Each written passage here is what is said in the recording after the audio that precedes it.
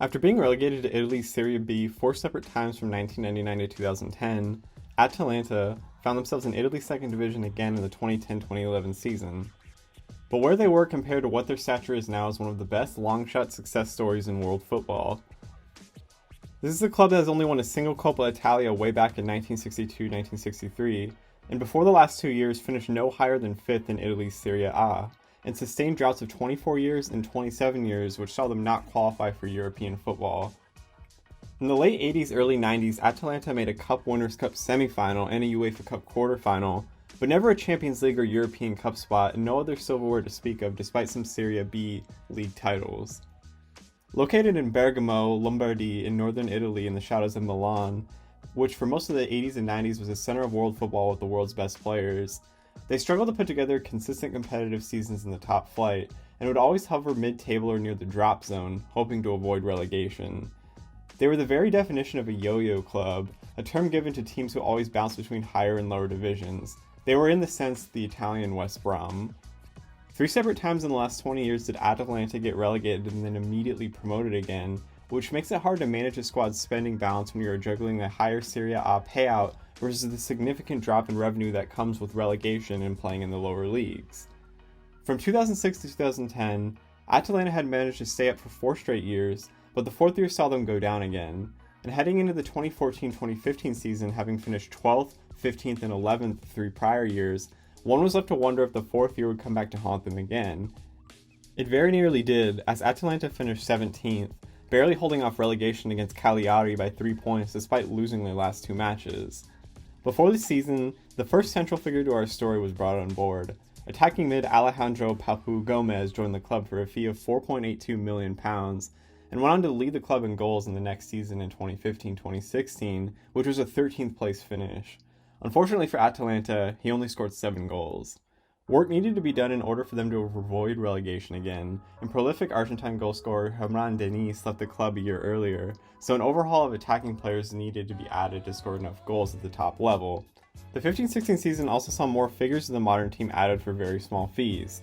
Central defenders Rafael Tololi for £3.4 million and Berat Jemisti on a free, and central midfielders Remo Freuler and Martin de Roon for £1.76 million and £1.17 million. The club also bought Ivorian Franck Kessié, a midfielder, for $1.35 million, who did well enough on loan spells in Milan that Milan purchased him full-time in 2019 for nearly $21 million. De Roon was immediately bought after this season by newly promoted Middlesbrough in England, but after 1 season was reacquired by Atalanta for about $12.25.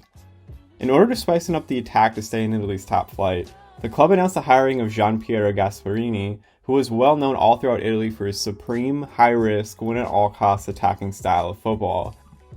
As a manager of Genoa in the mid-2000s, Gasperini immediately promoted the club, and then the next year led them to a 5th-place finish in a Europa League spot, and used his 3-4-3 formation to coach players such as Diego Milito and Thiago Motta, who would later go on to star for bigger clubs at Inter and PSG.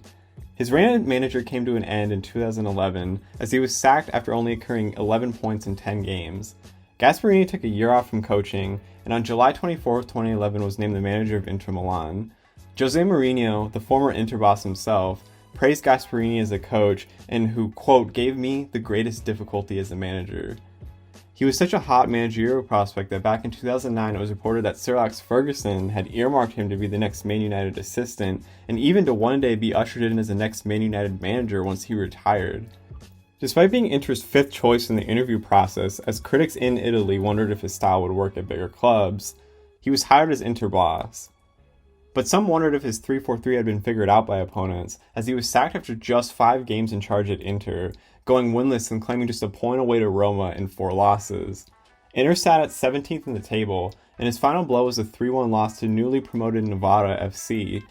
Gasperini would later say that Inter, quote, burned me in the worst of ways, as he tried to prove himself again at smaller clubs. He still had respect even amongst the world's best managers, as Pep Guardiola invited him to watch and analyze Barcelona training sessions in early 2012 to keep his mind in the right place. In September 2012, he was hired as Palermo boss but only lasted 21 matches, having won 3, drawn 7, and lost 11, and was sacked in March of 2013 after he was bizarrely rehired for just 2 games after his February dismissal. Looking to save his coaching career, he landed back at Genoa in September 2013, where he would last for 3 years, leading Genoa back again to 6th in Serie A, good enough for a Europa League spot. However, despite the difficulty of jobs he inherited, his win percentage as manager wasn't something appealing enough for top-flight clubs again, especially after his flop at Inter Milan, so he was hired by Atalanta in June of 2016, pairing with an ambitious ownership group that wanted them as Serie A mainstays. But amongst the experts, Atalanta wasn't a club necessarily as a step up, and if anything, was a small step back from where he was at Genoa. Before the 16-17 campaign, another vital member to the current-day squad and right wing-back, Hans Hateboer, was brought in for £936,000. His first 4 games in charge as Atalanta boss, one in which he vowed to use the renowned talent in the youth academy like Franck Kessié, Alessandro Bastoni, and Mattia Caldara, got off to a similarly poor start like his Inter term. 1 win, 0 draws, and 4 losses saw Atalanta sit 19th in the table. And rumors around the club were that he was on the verge of dismissal if results didn't improve, but the squad slowly grew accustomed to his style and ripped off a stretch of 10 wins, 2 draws, and 2 losses that caught the attention of the Italian football world and saw them sit at 6th in the table. Atalanta would finish the year on 72 points and 4th place finish in Gasperini's first year in charge, the highest finish in club history and the highest since 1948, where they finished 5th. Papau Gomez led the way with 16 goals. The 2017-2018 season saw the return and addition of some of the most important pieces to the modern-day puzzle, as Martin de Roon returned from Middlesbrough for £12 million, and fullbacks Timothy Castagna and Robin Gosens were signed for £5.85 million and £810,000, and striker Josip Ilicic was signed for £5.18. Central defender Jose Luis Palomino was brought in addition for a cool £4 million. This core of 5 cost roughly £28 million, but would all feature prominently growing under Gasperini's system the next 3 seasons. They suffered a bit of a step back this season, finishing 7th in Serie A, but made it to the Europa League round of 32 where they were knocked out in a competitive 2-leg tie against Borussia Dortmund, losing in the second leg on an 83rd minute winner. It was starting to show Gasperini's system succeeding against some big-time clubs. In addition, they made it to the Coppa Italia semi-finals after beating Napoli in the quarters, and lost to eventual winners Juventus 2-0 on aggregate. Ilicic led the club with 15 goals and was starting to thrive under Gasperini. The 2018-2019 season saw them get off to a bit of a slow start, being 14th in the table after matchday 10. But this was a pivotal point in Gasperini's tenure, mainly because the talent he brought in before the season would soon elevate the club. Mainly, Colombian striker Duvan Zapata on loan from Sampdoria, central midfielder Mario Pasalic on loan from Chelsea, and goalkeeper Pierluigi Gallini from Aston Villa for £3.42 million. After another slow start that saw them sit 17th in the table after 4 losses in the first 8, Atalanta would only lose 5 the rest of the way, including a 13-match unbeaten run that saw them climb from 6th to 3rd, securing their first ever berth in the Champions League by a narrow 1 point. In addition, they shockingly led Serie A in goals with 77, more than Juve 70 and Napoli 74, despite having a much lower budget than those other 2 clubs. Zapata exploded with 23 goals in Serie A, which was second most, and had 28 in all competitions, and Ilicic partnered with 13 in all comps. Papau Gomez added 11, making it a dangerous trio.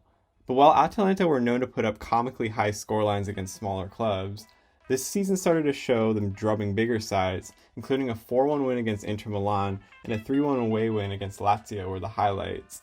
But the story of the season came with a 3-0 win against Juventus at home in the quarterfinals of the Coppa Italia, with Juventus playing their first team squad with Ronaldo and Dybala.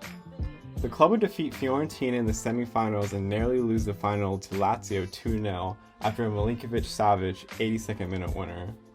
Because of the money received from qualifying for the Champions League, Gasperini bolstered his squad by signing Zapata permanently for £10 million, signing another striker in Luis Muriel to tactically tweak his formation to more of a 3-4-1-2, with Zapata and Ilicic playing up top, and with Muriel rotating with both acting as a super sub. He was brought in from Sevilla for a fee of £18 million, as well as bringing in another attacking mid to supplant Gomez and Ruslan Malinovsky for £12 million. Atalanta's Champions League debut got off to a rocky start, losing games 4-0 and 5-1, but turned it around just in time to escape from the group of 7 points, becoming the first team ever to qualify for the knockout rounds after taking just 1 point from their first 4 games. An impressive draw against Manchester City and 2 wins saw them drawn against Valencia in the round of 16. Because of their home stadium, the Atleti Azzurri d'Italia only held about 21,000 people and lacked UEFA standards. Their Champions League games had been moved to the San Siro in Milan. Against Valencia, with a crowd of over 40,000, nearly a third of Bergamo's population, it was blamed to have been the start of the spread of COVID-19, and nearly 7,000 had contracted it a month later. Bergamo was the hardest hit region in Italy, and Gasperini himself said he had COVID-19. Atalanta won the return leg in Spain 4-3, winning 8-4 on aggregate and qualifying for the quarterfinals of the Champions League. Domestically, Atalanta sit third, a point off Lazio in second with 87 goals, nearly 20 more than the next closest team. Gasperini's system, which emphasizes splitting the pitch into two halves of four diamonds with Gomez as the free roamer to overload and interchange the diamonds with two strikers and fullbacks Gosens, Castagna, and Hateboer, has seen him lead Serie A with 16 assists. Muriel has 17 goals while Ilicic and Zubata have 15, making Atalanta the first Italian team to have three 15-goal scorers in nearly 70 years, after Juve did it in 1951-1952. Gosens, Castagna, and Hateboer all push very high up the field to press and win the ball, and Gosens himself has 9 goals this year as a wingback/left mid, only 2 less than Paulo Dybala of Juventus. It will be the second year in a row Atalanta has led Serie A in goals, and this year goal differential, and while Gasperini's system is criticized for being too one-sided, allowing Atalanta to be dragged into high-scoring affairs and conceding a fair amount of goals, it was nothing too extreme this season. They have scored 7 goals in a game 3 different times this year, and have a 5-0 drubbing of Milan to boast as well, and a close 2-2 draw against Juve just recently. Atalanta has a real chance to finish second in the league, just 5 years after finishing 17th in the table. Because of the pandemic, the rest of the Champions League will be played in a one-leg, one-off format in Portugal, starting August 12th. Because of Atalanta's style being difficult to prepare for, they got the best possible break for a one-off setting, drawing Paris Saint-Germain in the quarters, who have not played competitively since March 11th, as Ligue 1 decided to cancel the rest of their season. They are playing friendlies in the meantime, but it's simply not the same intensity. Atalanta's final league game is August 2nd, and they're on a 14-match unbeaten run that has seen them become one of the hottest teams in Europe. And with only 10 days between the end of the league and the PSG tie, they'll be at an advantage. The story of a club that was a yo-yo afterthought now gets their biggest shot for not only validating Gasperini's ideas of how to play football, but to continue their improbable rise that saw a side cost roughly 81 million, taking into account the fees from the main contributors, go up against a club that paid nearly 100 million more than that number just for one player in Neymar. They are the antithesis to the stereotype of Italian football and are the best watch in Europe at the moment.